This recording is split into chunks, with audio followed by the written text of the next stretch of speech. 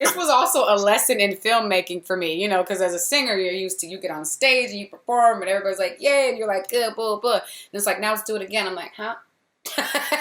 Now let's turn around and do it again, huh? Hello and welcome to the Awardist. I'm David Canfield with Entertainment Weekly, and I'm joined today by Andra Day, star of the film The United States versus Billie Holiday, in which she plays Lady Day herself. Andra, hello. Thank you so much for being here. Thank you so much for having me. Very excited about today. You had tweeted when the trailer came out that this film changed you, and I was wondering if we could start there and what about this experience really did have such an effect on you? It did change me, and it was a really just like paradigm shifting moment for me, or sort of ushering in a new season, I guess, of my life, a new season of me, essentially, and I'm a deeply spiritual person, so I've just sort of been praying a lot about, how to come out of her and how to come out of this experience, and which I feel like I am as of late, even though, now that we finished filming December 9th, 2019, so now, a little over a year later, I feel like I am. But yeah, there's a little bit of a not knowing who I am necessarily in this season, just because partly because I was in her for such a long time. I was cast, I started preparing with her, with my acting coach, Tasha Smith, for the audition in 2017. I landed the role at the top of 2018, and then we didn't start filming until the fall of 2019. And then after filming wrapped, we just had ADR and some pickup scenes and some things like that. So it's been about 3 years of her, So I don't think anyone would be the same after 3 years, but I think when the person you're playing is so big and their impact is so important, and their legacy was truly suppressed, and I think with so much in her life, so much victory and so much trauma at the same time, you're changed at a more rapid, kind of dramatic pace, Reporters keep asking me, Billy, why you do the things you do? This is what I tell them. I love me. We love you. When I take NAACP says Billie Holiday is the voice of our people. I think we should integrate the audience for this show. Let's change it up a little bit. Blacks and whites sitting together. That process of taking on someone so big, as you say, how do you even begin there? What did that decision look like for you to say, yeah, I think I can do this? That decision at first was a hell no for me. I was like, nope. No, I exercise my Fifth Amendment right to say absolutely. I was like, no, I'm not doing it. I was like, this is a terrible idea. But, and interestingly enough, Lee thought the same thing. He's like, she's a singer. We're not doing this. This is terrible. So, we were kind of, forced upon each other by our managers, who were like, you should look at this script. And his manager, you should look at her. So we sort of sat in the first meeting like, what are we doing here? Why are we here? I don't think we're going to be good. I don't think I'm going to be good. This is not.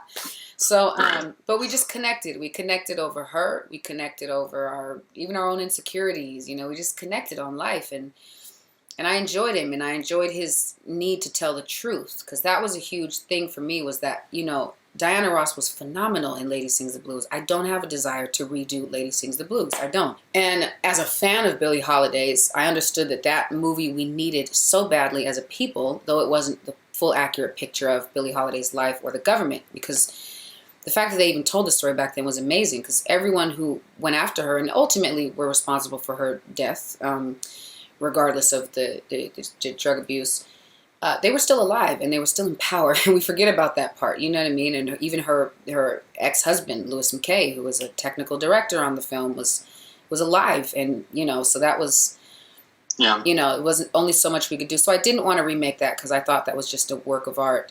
But when I found out that it would be talking about how Harry J. Anslinger, J. Edgar Hoover, and the FBI, how they all came down on her and went after her under the guise of a war on drugs, but really it was because she was singing Strange Fruit. She was talking about racial terror in America. She was integrating audiences because she had such a magnetism. When I found that out, that was more motivating for me. And then also from a spiritual perspective, as I said, I'm deeply spiritual, that I had a peace. Even though I was like, no, I don't want to do this. I had a real peace about, I think I'm supposed to. And so he connected me with Tasha Smith, who was my incredible acting coach, who was just an amazing actress, an amazing coach, an amazing director. You know, she really cared about my performance and my success. Yeah, she was a huge part of that. Tom Jones was my dialect coach. They would just not quit on me at all. So it was amazing. What was the road to getting the dialect right and the really particular aspects of her character right as you got deeper and deeper into it with them? Yeah, a lot of self-maiming.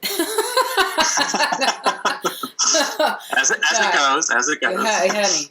It was, yeah. But it was the acting part of it with Tasha. You know, I mean, I don't know how this woman was able to do it, but, and I am. I mean, I always joke about, I'm a Capricorn, so we are researchers. We need every detail. We are hard workers, you know what I mean? And they all were hard workers as well. So I think just the combination, again, of her commitment and her hard work and my hard work and his as well. I mean, learning how to sort of bring up emotions. And actually, one of the big things was even dealing with familial trauma, right? We all have a bit of it, but we all, in order to be healthy and to move on, we compartmentalize and we figure out ways to not deal with them anymore, or to move on, to face it.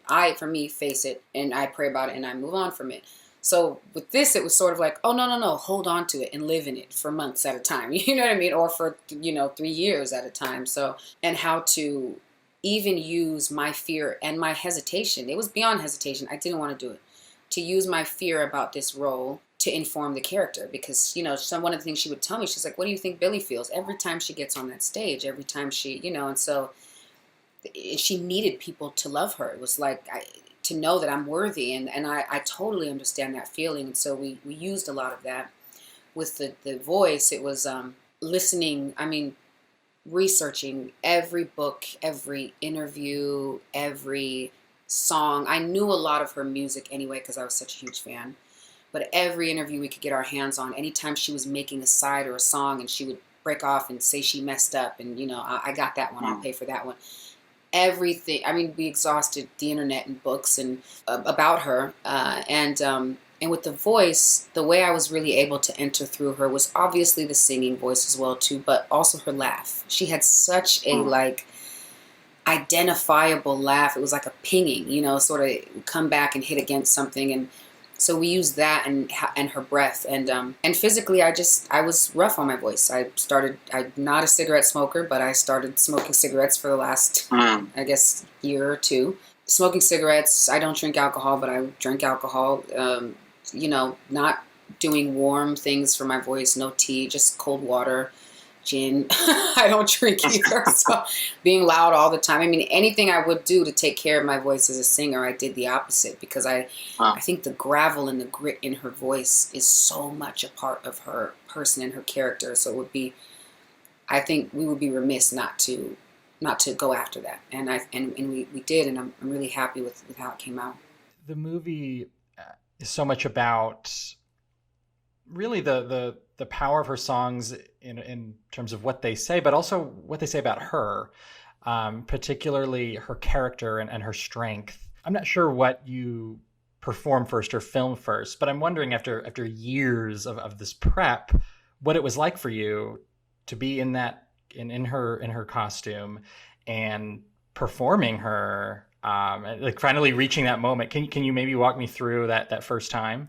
Yeah, absolutely. I think the first thing, that we sang was Ain't Nobody's Business, was her Carnegie Hall performance. So I think that was the first performance that we filmed, and we did it like 800 million times. So this was also a lesson in filmmaking for me, because as a singer, you're used to, you get on stage and you perform and everybody's like, yay, and you're like, good, blah, blah. And it's like, now let's do it again. I'm like, huh? Now let's turn around and do it again, huh? I was like, oh, okay. So it was all just like a lesson for me. But it was terrifying. Honestly, I got more comfortable as far as with my cast, with Lee, just being able to trust these people that they really cared about this being successful. But I never got actually comfortable. I never, I was terrified the entire time, and every day was the day I'd be awful and they'd realize it, and then I'd be sent home. So I was terrified, but also it felt really good. It felt good. I enjoyed having her in there. I enjoyed our commingling of spirits, and I always tell people at the beginning of this, I sort of my acting coach says, check into the Billie Holiday dream. But I asked God for her. I put her in here, you know, everywhere. And it felt good. I think it felt really good to feel her, but it was also nerve-wracking because I don't have the experience. So I didn't want to be terrible, you know, but yeah, I could feel the need for people. My need was obviously for people on set, you know, to, first of all, to know her truth, to know her story, the grander audience, but also for people on set to be like, I have got to be good enough. I cannot be terrible. Did getting into her look help you as well? It's such a particularly iconic look. I feel like that Billie Holiday glam almost. Absolutely. The flower. It's like as soon as the flower went on, that was sort of like the cape. It was like, I'm engaged. Pew, you know what I mean? So I was like, soon as that went on, and working with Paolo Nieru on like costumes and design, you know, Prada doing the dresses, it was that part for me, because I already consider myself a bit of a like vintage kind of squirrel. You know, I love period. I love, you know, music from that period. I love fashion and, you know, cinema. And so it was like a very full circle moment, you know. And so it was weird because putting on the vintage clothes, I felt kind of like myself and very much like her, you know. So it felt like home a little bit, but like a crazier home, you know. So her fashion was very much a part of her activism, you know. And I don't think people know that, is that it was offensive really for the mainstream America at that time for her to be a black woman wearing a fur coat, wearing diamond earrings, wearing, you know. So, you know, it was a part of that was just fun and just enjoyable and dropped me into her character. And then there was a part of that was almost like armor. That's her fight. You know what I mean? Yes, she should be free to wear what she wants to if she can afford it, or if, you know, they want to give it to her. So it was hugely a part of it. In terms of the character, was there something in all of your research that stuck out to you about her? One of my favorite things in the book, Lady Sings the Blues, her autobiography, is when she talks about, for all my crummy times in the South, about all the terrible venues down in the South, she said, but the one best one was the Fox Theater in Detroit. And we're like, oh no, that's not the South, lady. Like, you know, or she'll go from talking about a crazy story to being like, you know, Lester just loved my mother's cooking. Like, wait a minute, are we in the South being discriminated against, or are we at home eating your mama's cooking with Lester? I love that, because as an artist, I feel that, you know. So I think the thing that struck me so much, you know, first of all, was just how she was so magnetic. One of my favorite books is a book called With Billie, which we actually get a touch of Jimmy Fletcher in that book, which is amazing. And you get to, you know, Stump Daddy is one of the characters in there that she just randomly met, and they hop in a cab together, and he's a musician as well too. But her experiences with strangers, with just random people, was what I loved about her, and what struck me the most, and what I hope is similar, is Billie really had a way of allowing people to be who they were in that moment, in that season, and accepting them and loving them in that place. You know what I mean? And I think as people, we have such high expectations, or just unrealistic expectations for each other all the time, as opposed to being able to experience each other. You know what I mean? And allowing ourselves to be blessed by whoever that person is in this moment, in this season. So she did that, and I think that's what people loved about her, and that's what struck me so much about her. You know, it was never, you should be doing this, you should be doing that, you shouldn't. It was just sort of, cool, you're here, I'm here, let's do our thing. You know what I mean? And she was really, really special in that way, and I think that's a part of why she was so beloved, you know.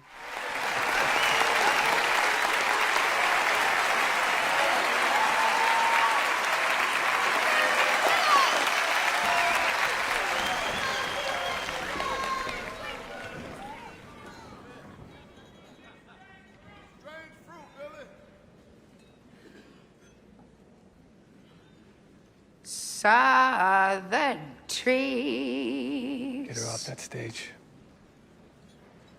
Bear strange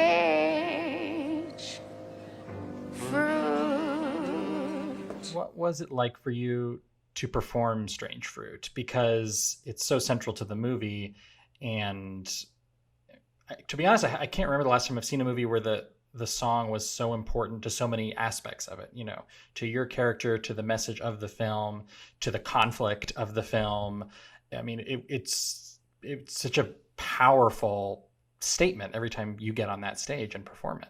first of all, it absolutely was, and it is, right? It's a song that is central and powerful to right now, to every era in America until we actually excavate and tell the truth about our history and the fabric. It's unfortunately still relevant, and will be until we face that. But performing it was,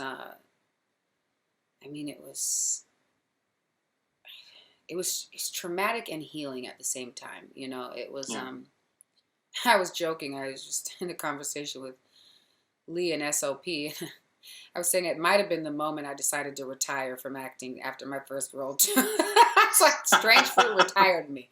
It's like, it just, I said I had to pull on a lot of, obviously social trauma, right? I'm a Black woman living in America, and that has its own set of traumas. And, but I think what grabbed me the most and what stuck out to me the most was that I had to pull, in addition to how painful a lynching is and seeing that happen to my people constantly in society, I had to pull from personal pain and personal trauma as well in order to fully realize the emotion of this moment.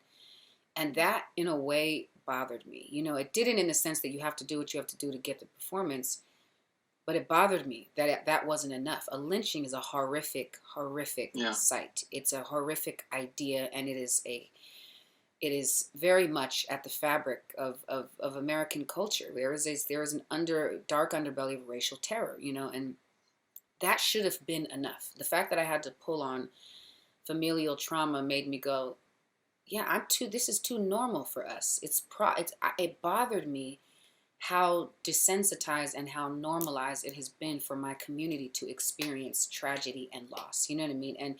And hate crimes and terrorism orchestrated against us, no matter what we're doing, whether we're following the law, breaking the law. It's very clear that none of that really matters, and it still has to do with who we are as a people. So it bothered me, and that sat in my spirit for quite some time, that it should have been enough, this tragedy, but we're very, very familiar with it, unfortunately. And facing that was the part where it helped me to heal from it and say, no, this does bother me, and I need to be very sensitive to this again. You know what I mean? You think I'm gonna stop singing that song?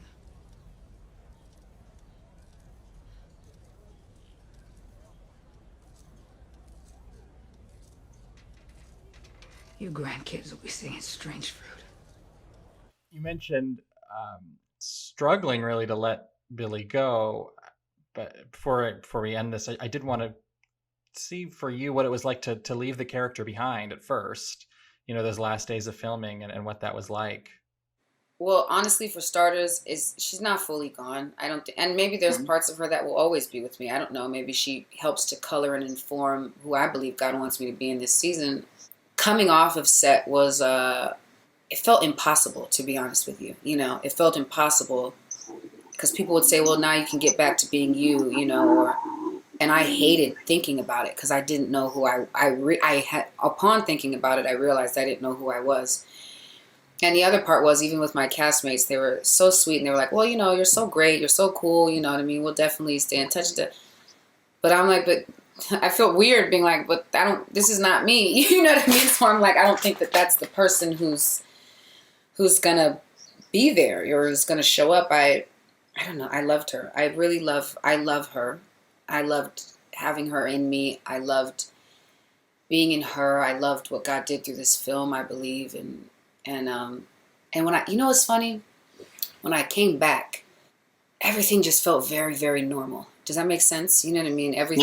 Everything here just felt very normal and very much the same, which is probably what I needed, I think, maybe, But it just felt like there's just sort of, like I said, this paradigm shifting quake happening underneath my feet. And it felt like everything and everyone was just, there's no urgency. Everything felt very, and that was just the immediate feeling when I got back. Now I've settled obviously into normalcy better. I don't know. I think it's just so much energy and so much power from a person sort of surging through you for such a long period of time. You're changed, you know what I mean? So it was really difficult, definitely, to let her go, to let my cast go. I really loved them. I do love them, and Lee, and So it's just, I don't know, it's a moment. I'm one of those people though. I'm like typical Capricorn. I'm just like, no, I don't want it to end. You know what I mean? It's just like probably just me being like hella dramatic or some shit like that. I don't know. But yeah. It's a big role though, and I can imagine it is hard to shake.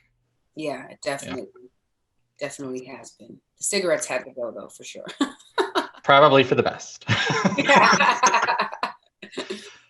Well, the film is The United States versus Billie Holiday, streaming on Hulu. Andra Day, thank you so much for joining us here today. I'm David Canfield with The Awardist. Thanks you guys so much for listening.